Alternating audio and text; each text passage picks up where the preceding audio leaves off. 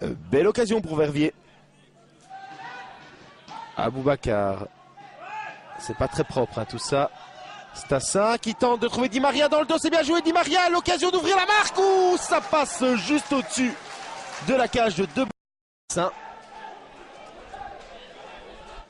Le face-à-face entre Sonké et Debati. La pression est sur le dos de l'attaquant de l'Olympique. Sonké. Et ça donne 1-0. On joue depuis 25 minutes et cette ouverture du score, elle est méritée pour l'Olympique. Nicolas Baudson. C'était une belle occasion pour les Dogs. Stassin qui surgit bien. Il faut un appel à gauche. Il y a Baudson. Stassin qui lance Sonké dans la profondeur. Peut-être le 2-0. Sonké. Oh, le bel arrêt de Baptiste. Pas fini. Stassin de la pointe. Di Maria qui récupère. Et l'Olympique qui vient de manquer là une belle occasion de doubler la mise. C'est dommage pour les Dogs. Marchand avec Giraudon dans le dos de la défense pour Sonké. Peut-être le deuxième but. Sonké, c'est une nouvelle occasion pour lui. Le lob de Sonké. Et c'est le but. 2-0 pour l'Olympique. On joue depuis 70 minutes. Sonké qui libère tout un club. Et on revoit au ralenti ce subtil lob de Sonké. 2-0, c'est amplement mérité pour les Olympiens. De centre.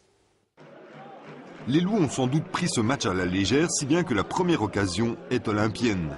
Ce coup franc de Balkan est repris par Sonké, mais Delouart est attentif. Dommage pour cette belle talonnade de l'attaquant olympien. Les Dogs pressent et il faut encore une belle intervention de Delouart sur ce tir de Sonké pour empêcher l'Olympique de mener au score.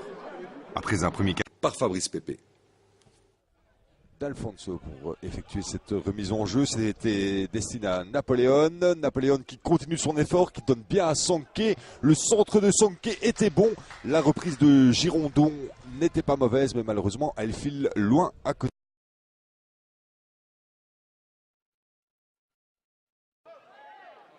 « 1-4, le score est très flatteur pour une équipe d'Épinay-Lambusart qui a été décevante.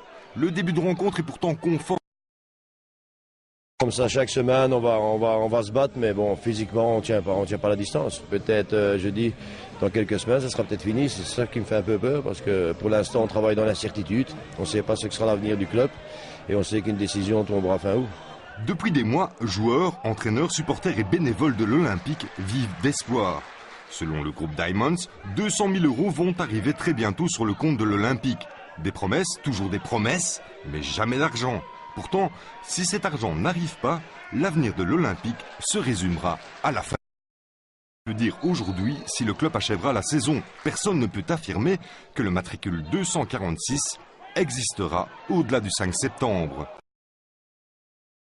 Sans vraiment aller jusqu'au bout de ce qui est pour l'instant un rêve, évidemment, qui est un rêve, je le regrette.